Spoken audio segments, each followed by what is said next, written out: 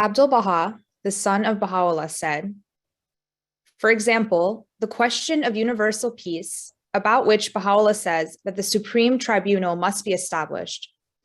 Although the League of Nations has been brought into existence, yet it is incapable of establishing universal peace. But the Supreme Tribunal, which Bahá'u'lláh has described, will fulfill this sacred task with the utmost might and power.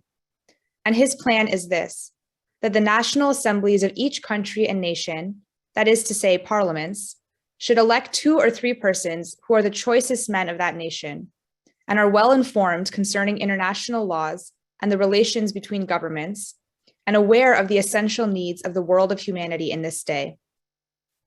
The number of these representatives should be in proportion to the number of inhabitants of that country.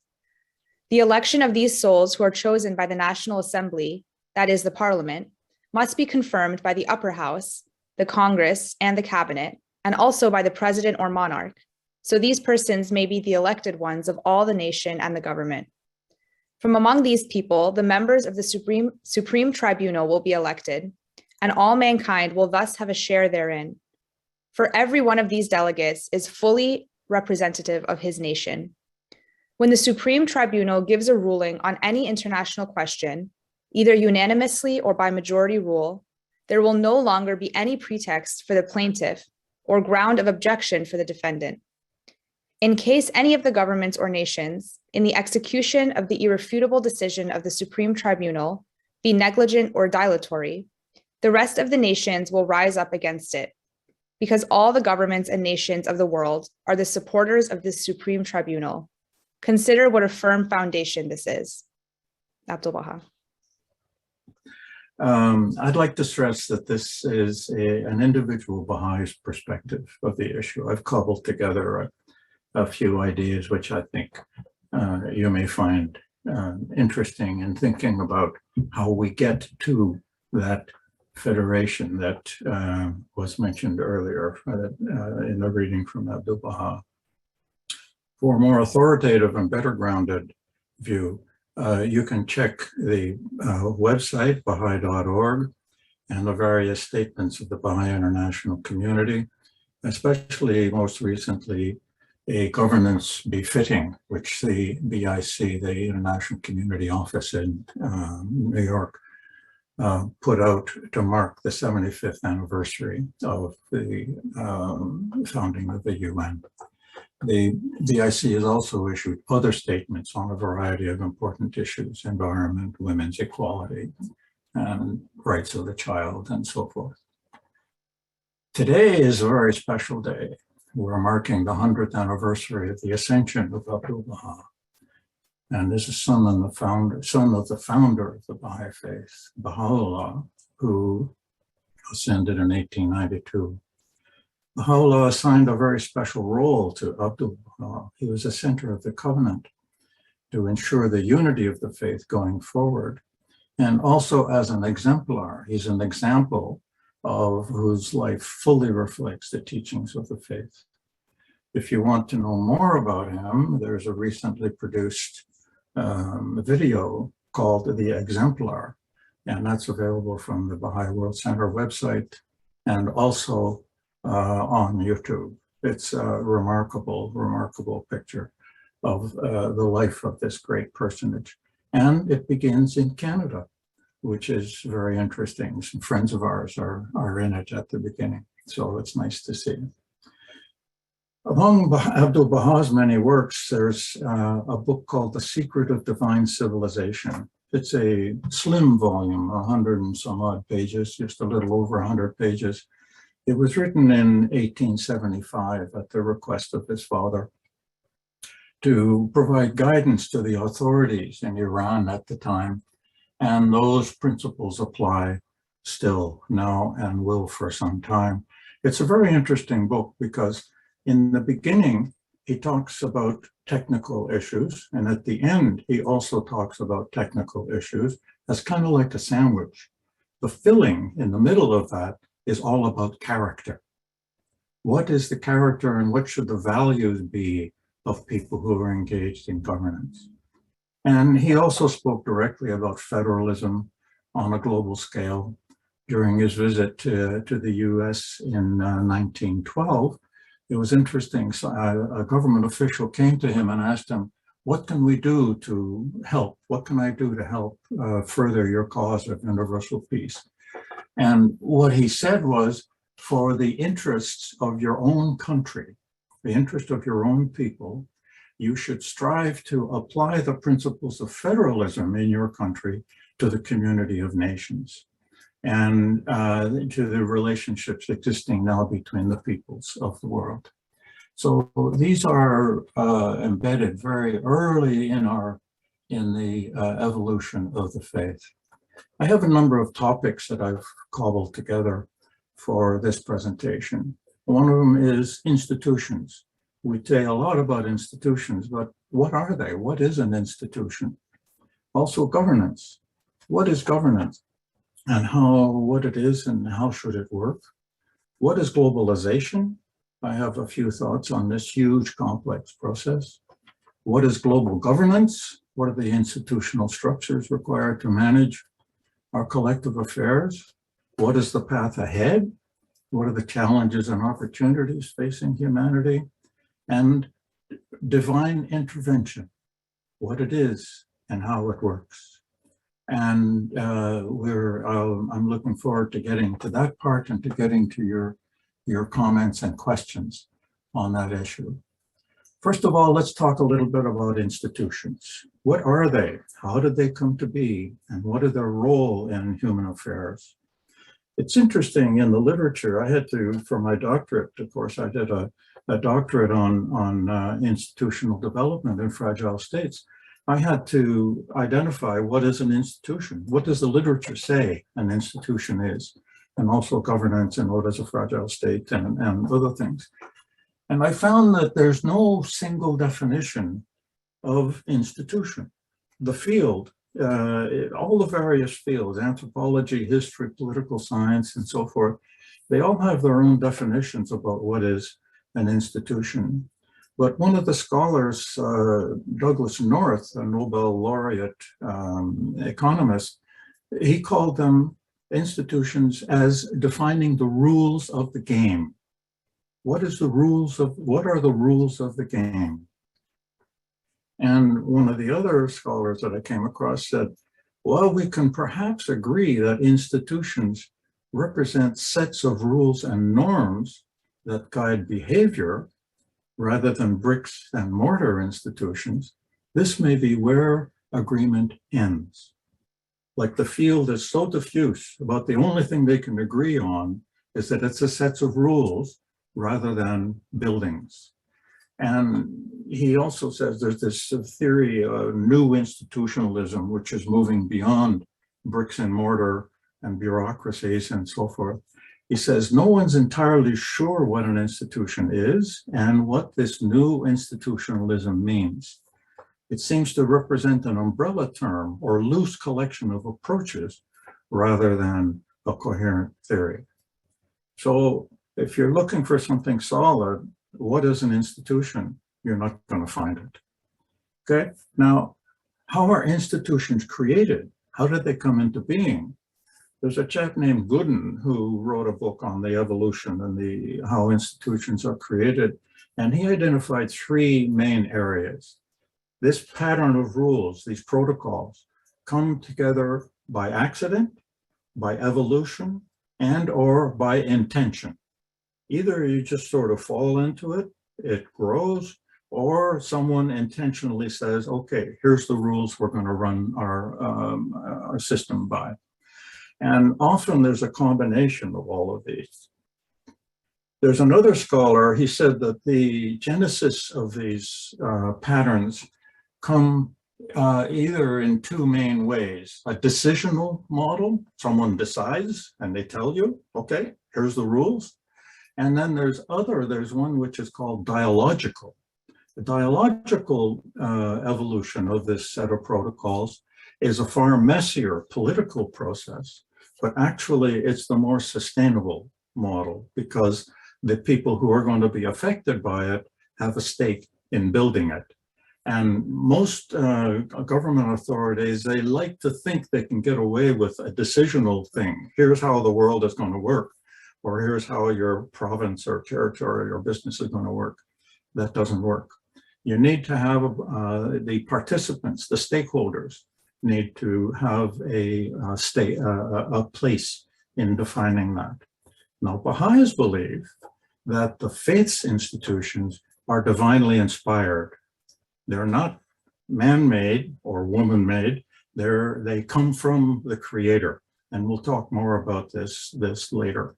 That's quite a different set of origins than the current literature talks about.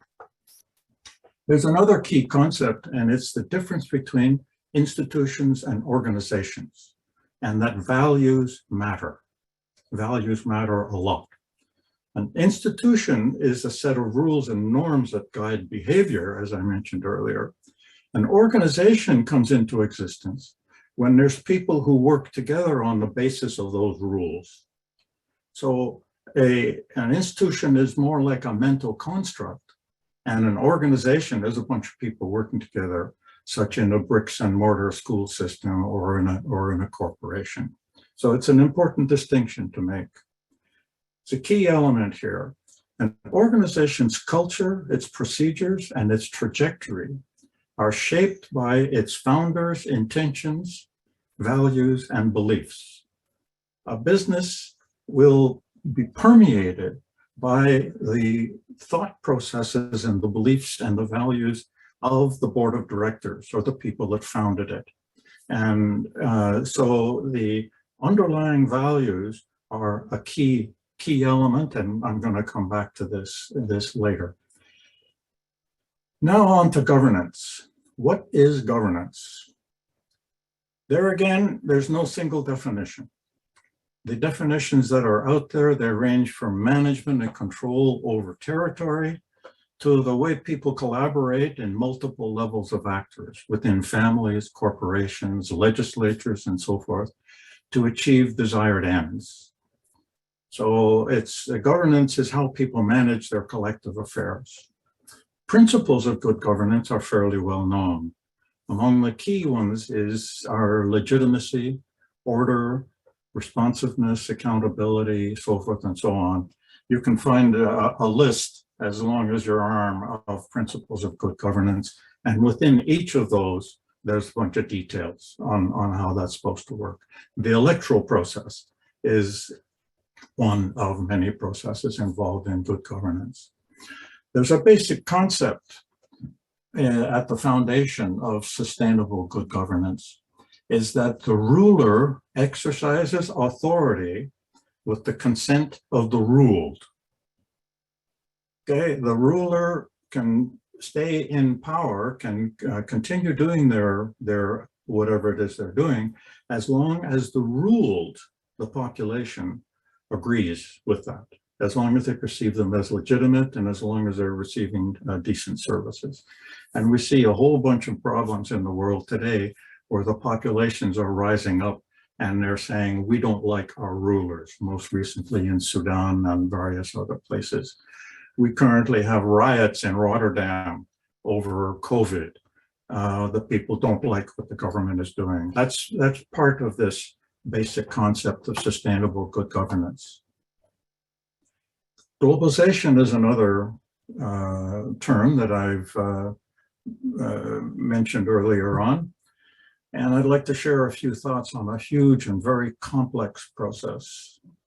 There's some theoretical frameworks that you can use to understand or clarify some of what's going on in globalization. One of them is complexity theory, and another is general system theory, Von Bertalanffy's general system theory. I really like that. They're good analytical tools. Technological advances since the mid-1800s have helped open previously closed boundaries that held different parts of humanity in their respective enclaves. If you look at the world through the lens of system theory, what you see is there's clusters of people and that they are identified in terms of boundaries, which are more or less open and closed, and influence can flow across from one system or subsystem to another, and so forth. Technological advances have opened those previously closed boundaries, and people and goods and information are flowing ever more freely across the face of the earth, such as migrants trying to cross the channel, and some of them making it and some of them not. That's an example of boundaries becoming more open as the world moves forward. We're currently in a process of turbulence as a new global equilibrium is being established. One of the concepts in system theory is that you have a dynamic equilibrium within the systems, and the energy flows and the influences back and forth, they're in some kind of balance. And as long as they stay in balance, things are going to move forward. Well, we're currently globally in a period of global turbulence where these boundaries are open, the populations and influences and cocaine and human rights and everything else is just flowing back and forth across the face of the earth. And this period of transition is challenging. It's really challenging, and it's part of and it's affecting all of our societies, all of our cultures, all of our institutions and forms of governance. This process, Baha'is believe, is not a spontaneous accident. It is intentional. It is part of a divine plan. Baha'u'lláh wrote, quote, "The world's equilibrium hath been upset through the vibrating influence of this most great, this new world order. Mankind's ordered life hath been revolutionized through the agency of this unique, this wondrous system, the like of which mortal eyes have never witnessed." It's interesting that Baha'u'llah's terms were used by von Bertalanffy as he was talking about system theory, equilibrium, system, and so forth. So, summary at this point. What I've talked about so far is institutions, what they are or what they're not, governance, how it is, and the core concepts, and globalization. The process is fundamentally reshaping all societies, and which has been accelerating since the 1800s, the mid-1800s. As we make our transition from a world of balkanized enclaves to a single system with open boundaries, and our struggle to find a new all-embracing equilibrium. It's a tall order. Now I'll talk a little bit about global governance, institutional structures to manage our collective affairs. There's been several previous attempts to establish some form of global governance, such as was mentioned at the beginning of the talk, the League of Nations and United Nations. These followed the shocks of 2 world wars. People went, ouch, this hurts. We can't keep doing this. We have to build a system to be able to control how the factors that are associated with that. And so they saw the need for supranational governing institution, and they took steps to establish what they could at the time. There's been some progress, but it's had limited effectiveness. One of the problems is that the world has what's called the anarchy of sovereign states. There's no effective overarching global institutional framework controlling the activities of individual states. And so countries think that they are free to do what they want. This causes all sorts of problems in the world. It's interesting, there's a model of federation in federated nation states. You can look at how federated nation states came into being, and you can think of what's involved at the higher level. Most federated nation states, such as Germany, Canada, the US, and Spain, they're composed of previously relatively autonomous subordinate units, provinces, states, and so forth. These subordinate or subnational entities gave up some of their autonomy, and they came together in a federation because their leaders saw it in their interest to do so. Some of them did it willingly, such as in Canada. Some of them did it with a bit more conflict, such as the Civil War in the United States. However, the leaders did bring together these disparate units, and they formed an overarching national federated structure for them to operate. There are some supranational organizations to which nation states subscribe, such as the World Bank, World Trade Organization, and others. Nation states subscribe to them largely because they see it in their benefit to do so. However, some major states don't accept the authority of the International Criminal Court in The Hague, for instance, and that limits the effectiveness of that court. It's an example of sovereign state anarchy. Nope, I'm not going to buy into this international criminal court business because I don't want the world to have coercive power on my population. I want to be able to retain that for my own national domestic purposes. The EU is an interesting example of a supranational governing institution to which member states have given up some of their autonomy to achieve mutual benefit. The member states in the EU, they don't give up everything to the EU system. They retain control over some sectors, such as domestic taxation and militaries and so forth. They've not given that up to the EU government. In Canada, for instance, we have provinces. The provinces have retained control over their education system. There's shared jurisdiction over the healthcare system, federal and provincial. But this is part of it. This notion of a supranational government controlling everything, that just doesn't dawn. The subordinate units can retain control over some of their sectors. This comes back to the notion of the ruled accept the authority of the ruler, and the ruler rules with the agreement of the ruled. Okay, you can look after everything, but I'm going to look after education. Thank you very much, and I'm keeping this for myself. This is just part of how countries and governments work. The process in the EU is far from smooth. And I did my doctoral work in Ireland, and we had the bounty of having the former president of the European Union come and give us a talk for half a day. It was just after one of their major financial crises. And he described what went on inside, behind the scenes. They had to have, well, I could go on a long way, but they had to have a meeting of all the finance ministers. And the German finance minister was on holiday in the Black Forest. And they said, you've got to come to this meeting.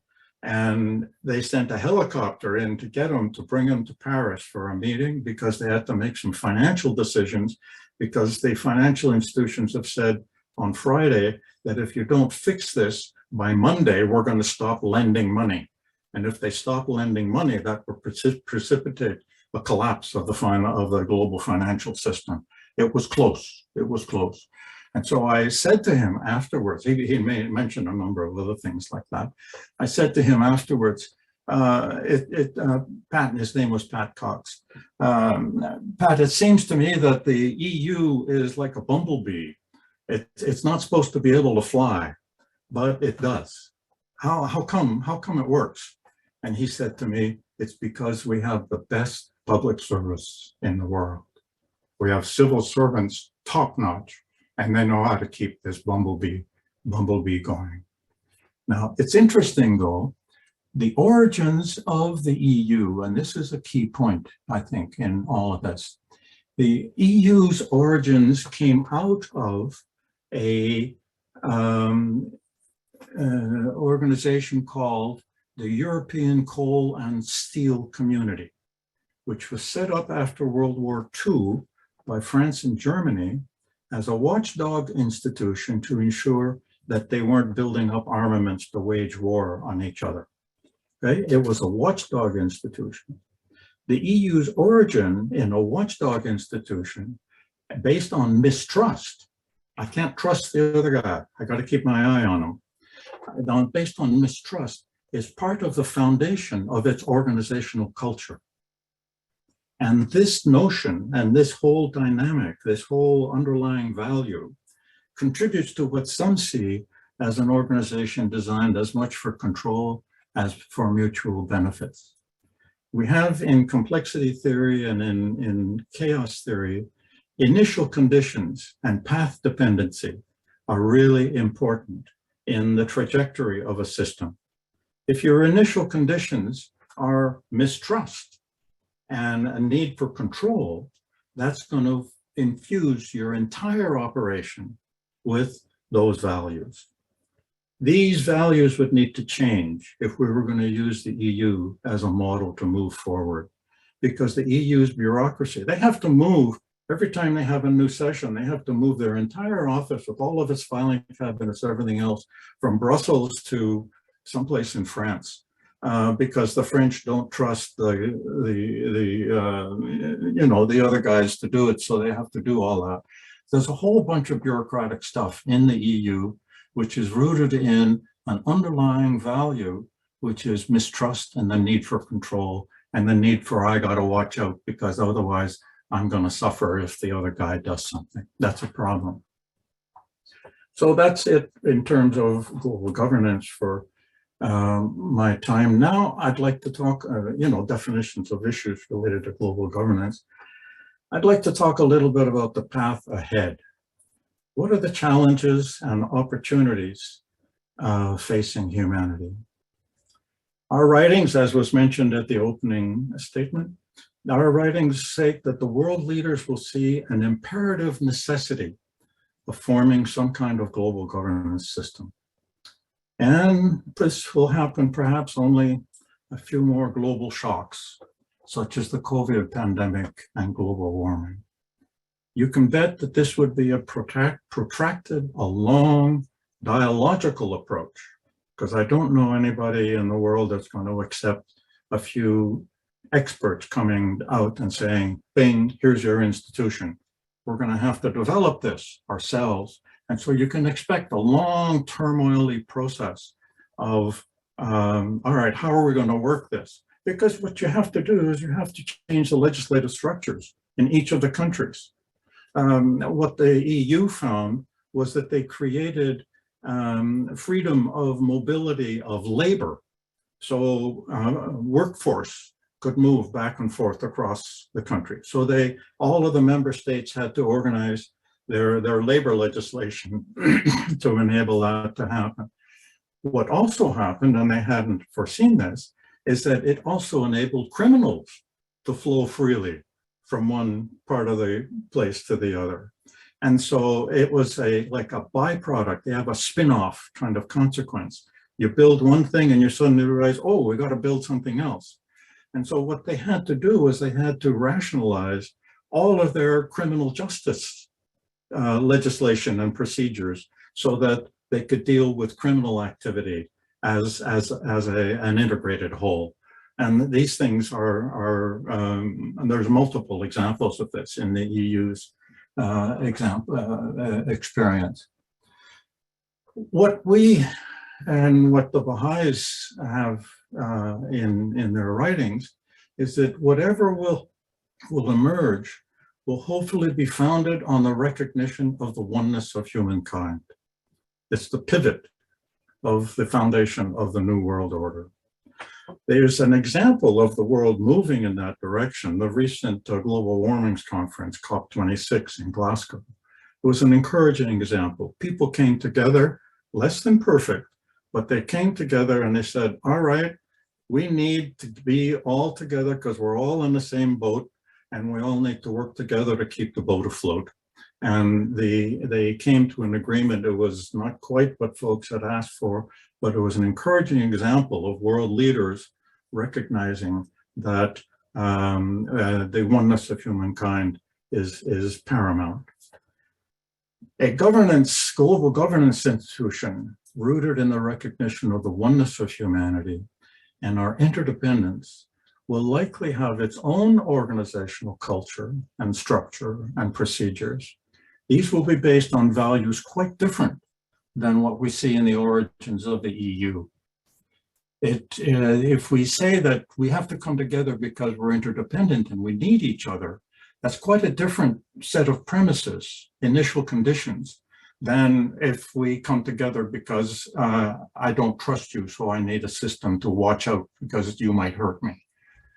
So we have in our writings, a number of elements of a global governance system are described in the Baha'i writings, and these were mentioned earlier. A world parliament with a proportional representation, institution that has its own independent source of income. It also has enforcement capacity. It has the power to enforce its decisions, a universal auxiliary language, a world currency, and so forth. We seem to be heading in that direction. Now, what will it take to get us past the tipping point and to find the political will and the moral and social pressure to do what's required? That's an open question. We may well have to get a few more smacks upside the head. World War I, World War II were attempts. We may need a few more encouragements to cross that line before we get there. Echoing Abdul Baha's focus in The Secret of Divine Civilization, hopefully knowledgeable people of good character and high moral standards will be at the helm of the process.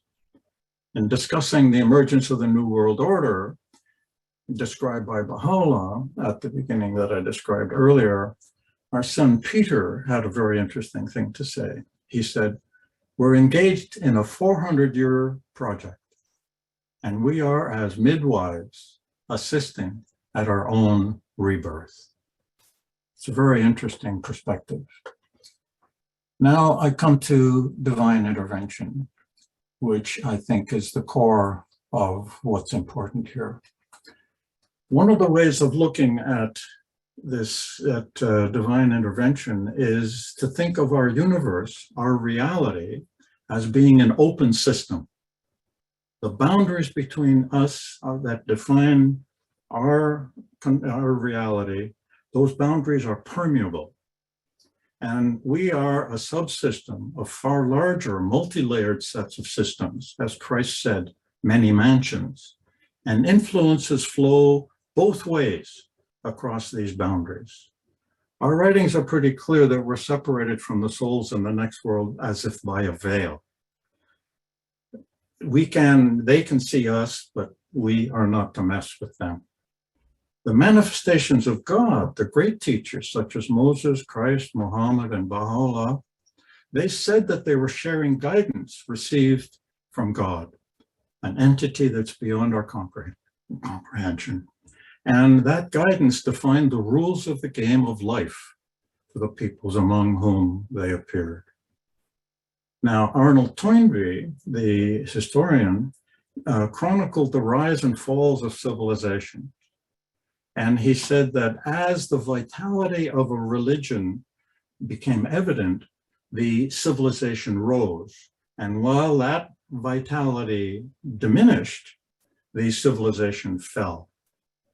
And what's important to recognize in divine intervention in religion is that we progress through volition, through our choices as individuals and as a world community. Our choices are going to determine how we proceed with this. Now, we have to consider the alignment of populations' values and behaviors. What Toynbee was talking about was the result of a population aligning its energy and its behaviors around a common set of principles in a common institutional framework. And that fostered coherence of collective behavior and was associated with the rise of civilizations. Baha'u'llah's teachings are for the world now and for centuries to come. And in his teachings are divinely inspired institutions. The Baha'i teachings include guidance on personal and institutional development at all levels, the individual, the family, community, and the entire world for global governance. And what's interesting and unique in the Baha'i dispensation is the institution of the center of the covenant. This is a unique feature of the Baha'i faith as a station that Abdu'l-Baha was given. And Baha'u'lláh clearly identified this successor, his son, as the center of the covenant so that the faith can remain united and pure and ensure that the faith does not become divided and its force spent in the centuries ahead. Because the coherence of the institutional framework is what's key to aligned and cooperative activity for helping the world move forward. Today is the 100th anniversary of the ascension of Abdu'l-Baha, and the institutions defined in his will and testament are carrying on with the work of his divine mission of building a united world with a governance system based on the imperative recognition of the oneness of humankind as its core generative principle. They provide a model for the world to consider as we go forward. So friends, in this presentation, we've talked about institutions, we've talked about governance, we've talked about globalization, we've talked about global governance, we've talked about the path ahead, and we've also talked about divine intervention, which is the most important part of all of this. And I hope it's been a useful sharing of a few notions that I've cobbled together to try to make sense of this. Any questions? Thank you very much for your patience. Thank you so much, Dr. Tamas, for your talk. I really loved how systematic and organized it was. It really helped me understand all the concepts, and I'm sure it helped everyone else too. So now we have time for a question. So if you have a question, you can write it in the chat and I will read it out loud. We have a question that asks, how is the United States going to factor into this? How is the United States which? How is the United States going to factor into this? It's very interesting. The United States, according to Abdu'l-Baha, has a very important station. It will, I don't have the, the exact quotes, but one of the things is that it will raise aloft the banner of the oneness of humankind. And so America has, if you look at the future of America in the writings of The Guardian, it says that it has a major role to play. But before it can play that role, it has to deal with a few issues, such as race relations, corruption, and a couple of others. So it's not until the United States gets its own internal house in order that it will have the ability to carry forward the role that our writings define for it. Now, what's interesting, see, I'm in Canada, right? And so we look to the United States and we see all the stuff that's going on in the States, but the writings that talk about getting your house in order and dealing with race relations and so forth were written at the time when the Baha'i communities of Canada and the United States were under the same umbrella.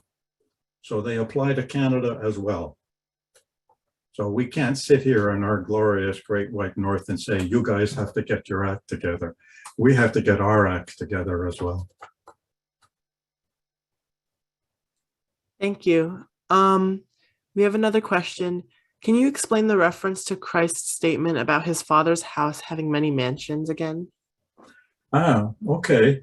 I don't know if I can explain it because it's at that interface between our reality and the next.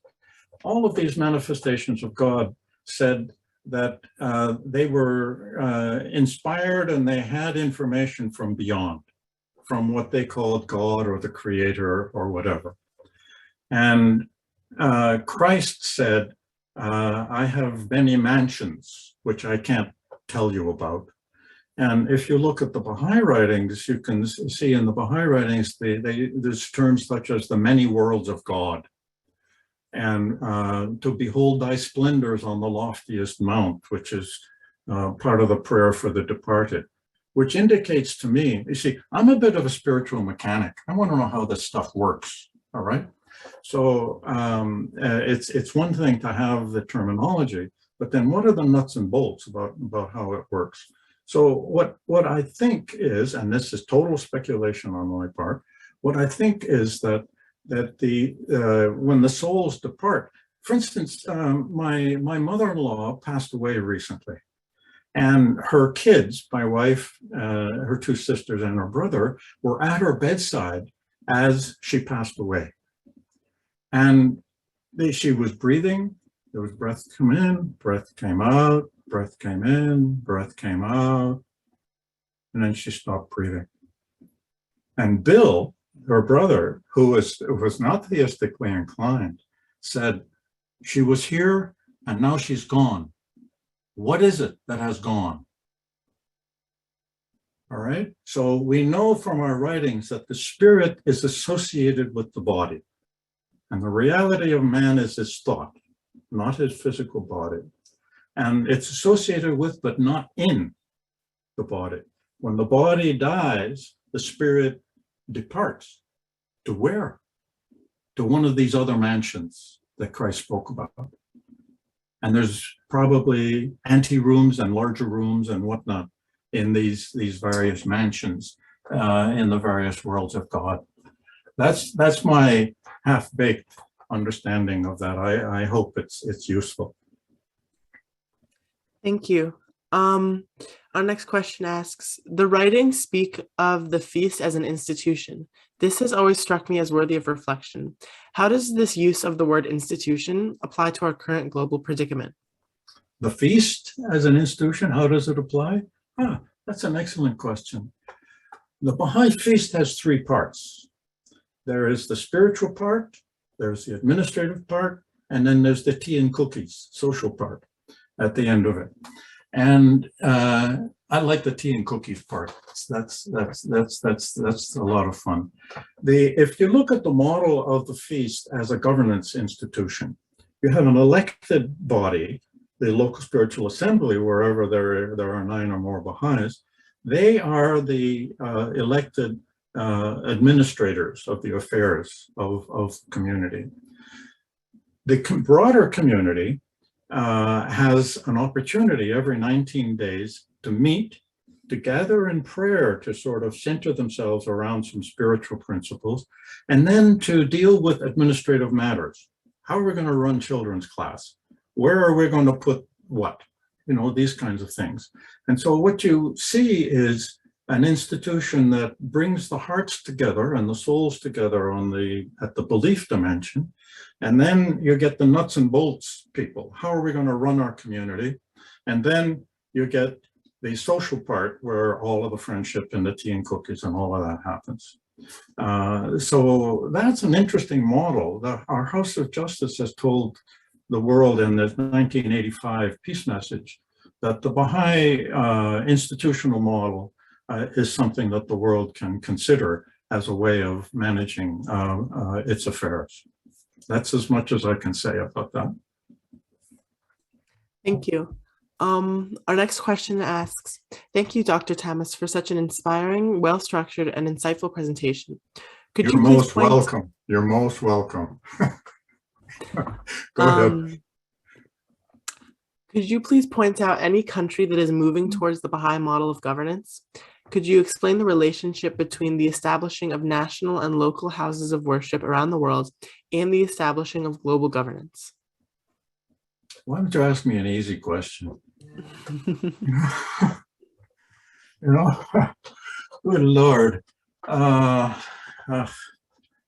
In terms of national and local houses of justice, what I found interesting when you take a look at where these are being located, they're not located in the industrialized West. Most of them are located in countries that we would identify as fragile, poor, underperforming states. And they would be in, you know, people in government have said nasty things about these countries. However, what's happening in these countries is that the communities are getting together and the people are forming bonds of collaboration, of unity, of mutual support. And they're reflecting the application of the principles of the faith in how their communities are functioning. So the Universal House of Justice has said, okay, here, you village in Vanuatu or in the Democratic Republic of Congo or wherever they are, you folks have demonstrated the application of the spiritual principles of our faith, you're ready to build yourself a house of service, a house of worship.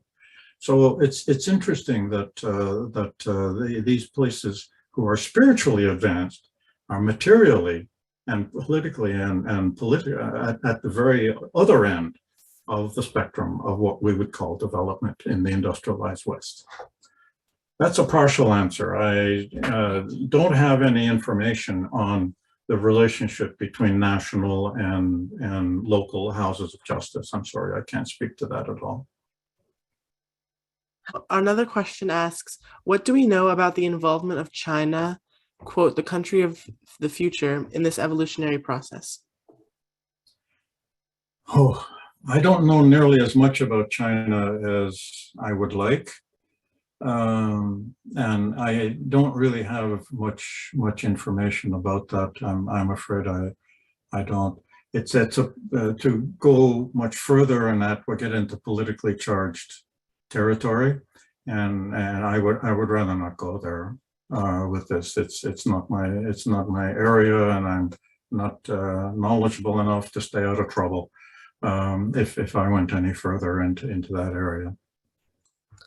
All right. Another question asks, what will the future economic policy be? Will it be capitalistic? Will it be socialistic? Or would it be a mixture of both capitalism and socialism?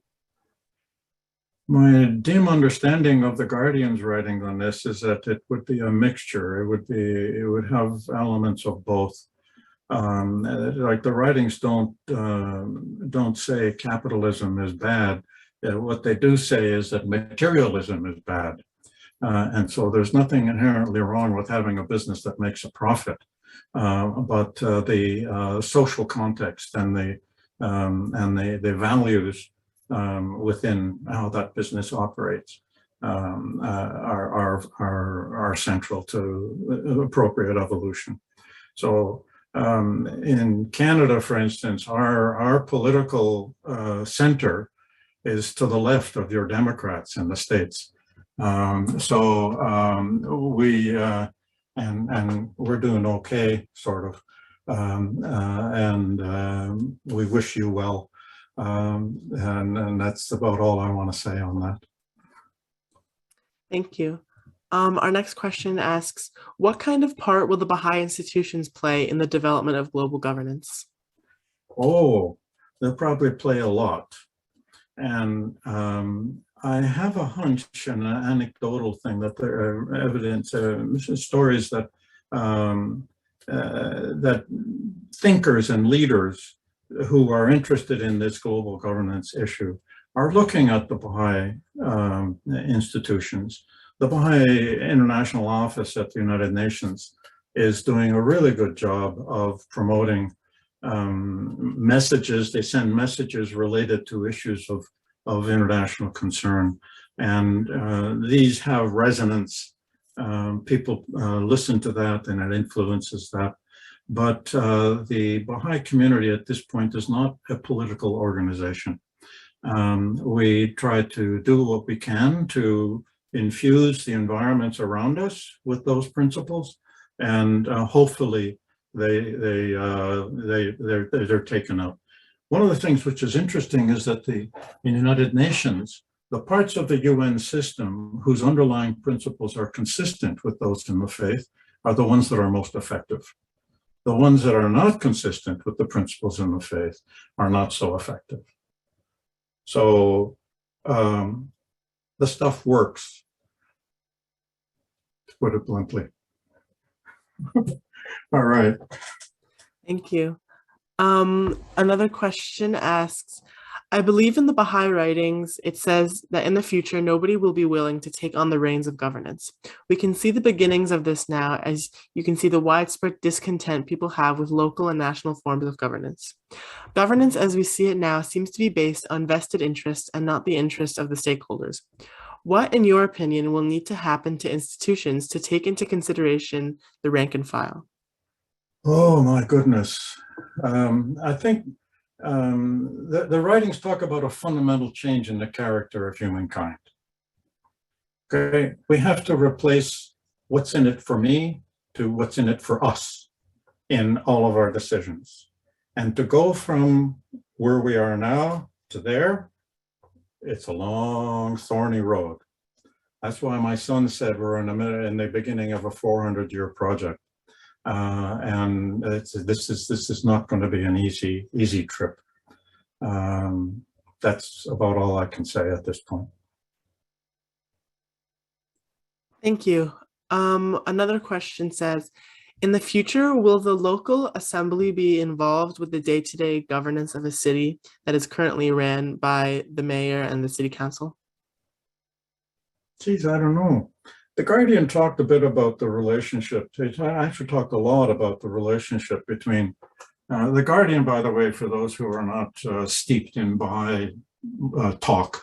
The Guardian is the grandson of Abdul Baha, and he was he had a major role in elaborating the teachings of the faith and relating them to day-to-day affairs. He passed away in 1957.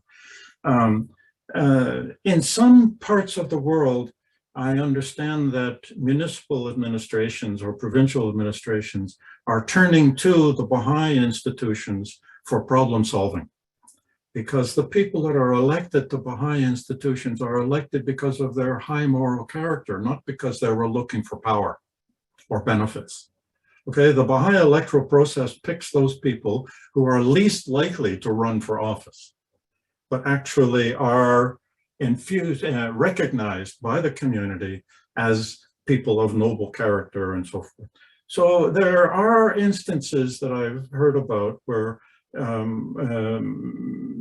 the institutions, like the local assembly, is approached as a conflict resolution entity, because the people trust them, because they know that the folks on those institutions have the best interest of the whole in mind, not the best interest of them and their family and their friends and their own bank account.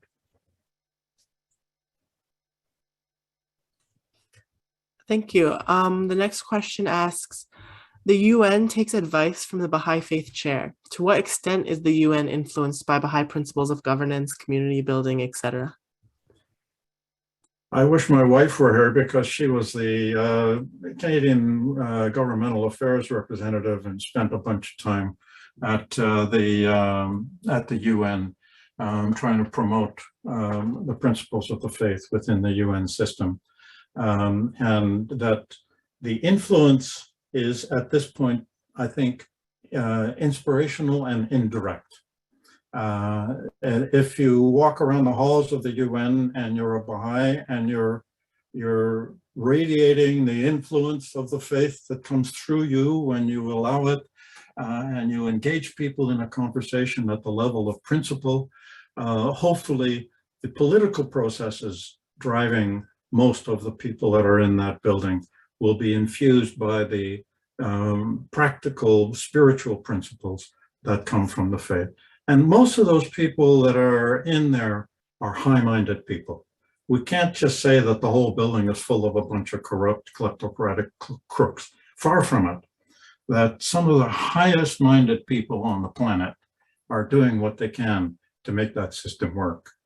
We have a question that asks, how do you bring about good governance within an institution when the culture and foundation of that institution is based on competition and mistrust? You wait for it to fall apart, and then you rebuild it from scratch based on good values, because an institution built on greed and mistrust is not sustainable. That's a pat, simple, smart-ass answer. I'm sorry about that. Thank you. We have another question that asks, what is the role of the ordinary Baha'i in this process? I think we need to do what we can to mirror the principles of the faith in our own behavior, and to try to infuse the environment around us with the love and the care that we know God has shed upon us. Love me, for if thou lovest me not, my love can in no wise reach thee. We need to try to model that in everything we do, and it's a tall order. We have a question that asks, are there any good readings on institutions as you define them and governance as well? Well, my thesis, of course, it's a brilliant piece of work. You can go get it at academia.com. I had to do a literature review. I did this in 2018. You look for me on academia.com, you'll find my stuff there. And my thesis is on institutional development in fragile states, lessons from policy implementation in Afghanistan. And it's excellent bedtime reading. It's designed to put you to sleep in 3 minutes flat. But if you want a good look at the literature as I was able to find it a few years ago, it's there. There's a bunch of other stuff. There's a guy named Rosenau who wrote a lot on global governance. His work is interesting. Put global governance and up on in Google, and you'll find far more than you'll be able to digest in 5 lifetimes. We have a question that says, what will be the role of the military in securing the rights of the innocent and downtrodden? The role of the military? Yeah. In securing the rights of the downtrodden. Hoy. Well, I was part of a military mission to Afghanistan. I lived for a year with the Canadian military in Kabul, and it was a organization development, an institutional development function, the strategic advisory team. And we were to help the Afghan government develop and implement its national strategic plan.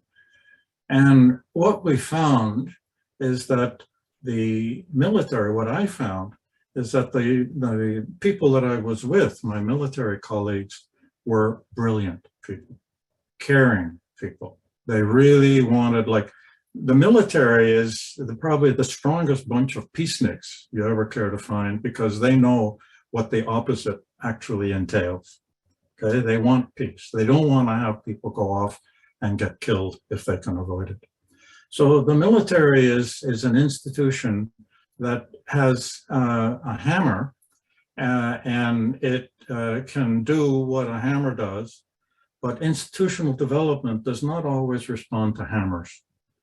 Institutional development is a process that comes from the bottom up.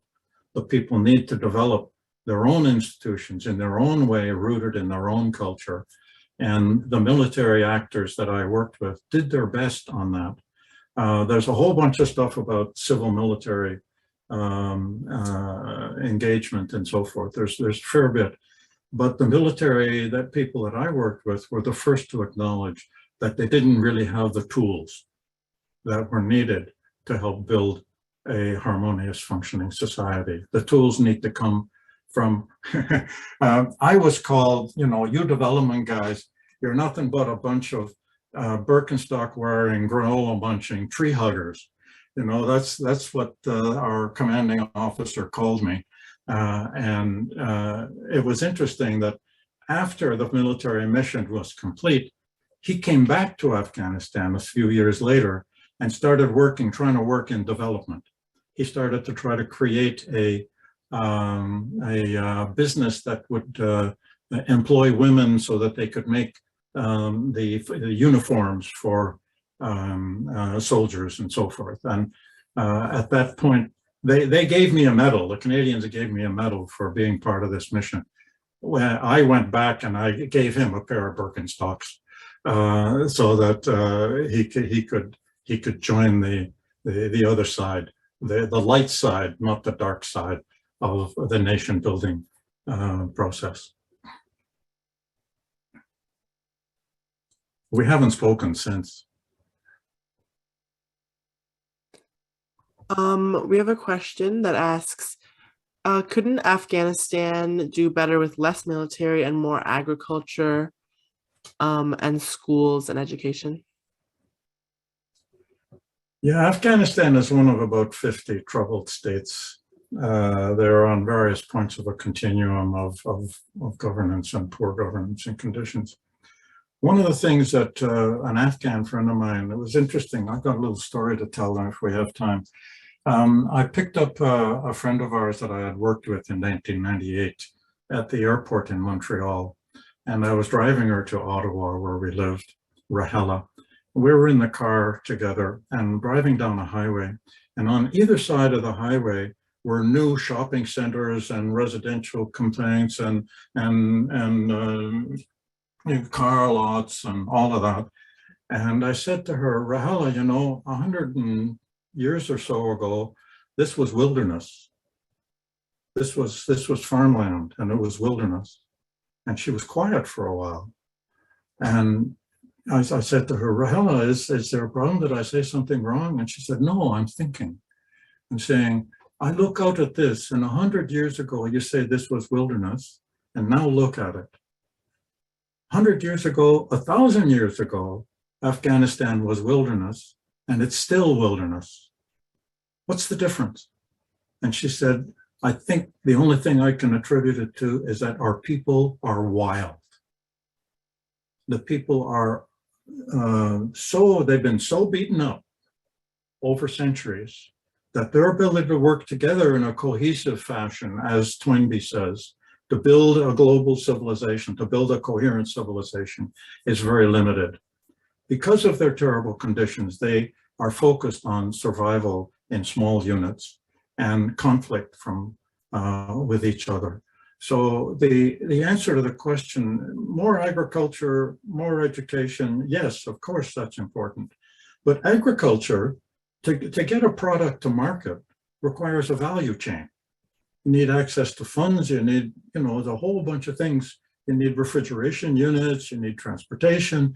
And if you don't have that, you can't really have a vibrant agricultural sector. So the conditions basically have to rest on unity, education, a sense of oneness. And if they establish that, they'll get what those communities that the House of Justice has identified as being ready for a Mashruq al-Aqsa. But they're a long way from that. And they're not alone. Many countries are in that position. So that looks like it was all our questions. So I want to thank you again, Dr. Tamas, for your talk, and these follow-up discussions really, I think, deepened all our understandings, and there was a lot of interesting questions asked. So thank you again. Thank you very much for the opportunity. Actually, I don't know if it interfered with my presentation, but I was reading from notes. I had notes up on the screen in front of me, and I had people on the side. And if anybody wants the notes, you can send you an email, and I'll be happy to send them my speaking notes. It was a really wonderful opportunity that you provided for me to pull together a few random thoughts, and hopefully it'll be useful. What we're into is a 400-year project, and we're as midwives assisting at our own rebirth, and it'll happen. There's no doubt. God has said so. Thank you very much. Thank you so much. So now I will introduce our speaker and topic for next week. Our speaker will be Mr. Roman Arona, and his topic will be how Baha'u'lláh fulfilled Native American and Indigenous prophecies. And again, these talks occur every Saturday at noon Eastern Standard Time, so you can invite your friends and family. And if you're new to the Baha'i Faith, or if you'd like to be added to our mailing list, you can fill out the Google form that I will put in the chat. And now we're going to close with a Baha'i song.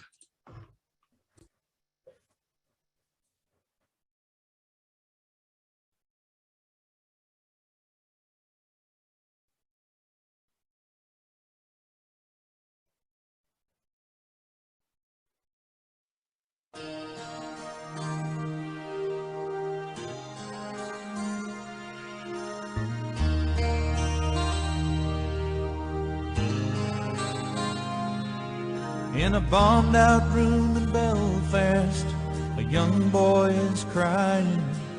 He's alone and he don't understand. how the teachings of one book built on love and understanding the cause that hurt hidden in his land. In an old part of Jerusalem, two children are playing. They run and laugh the way that it should be. But one will wear the star, and one will wear the crescent. They'll grow up and change from friends to enemies, but we are one. The flowers of one garden were one, the leaves of one tree.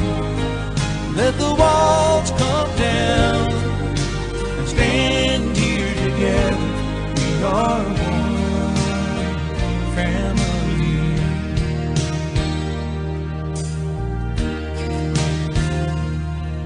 In a Pakistani village, a young boy on crutches takes a fall and lies helplessly there.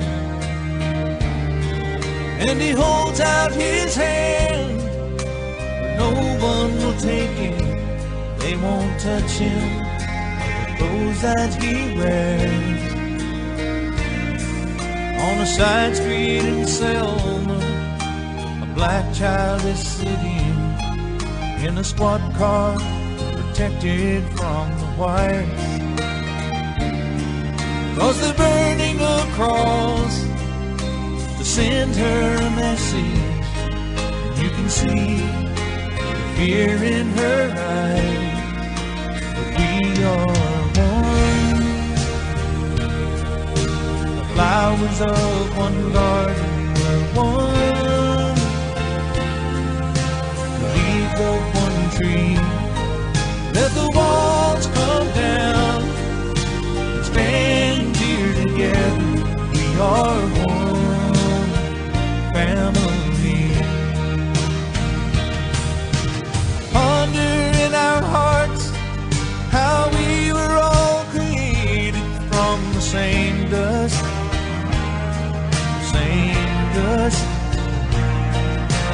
Searching we will find that the spirit of the age has come to find us, find us. We are one, flowers of one garden were one, the leaves of one tree. Let the walls come down, stand here together. We are one family.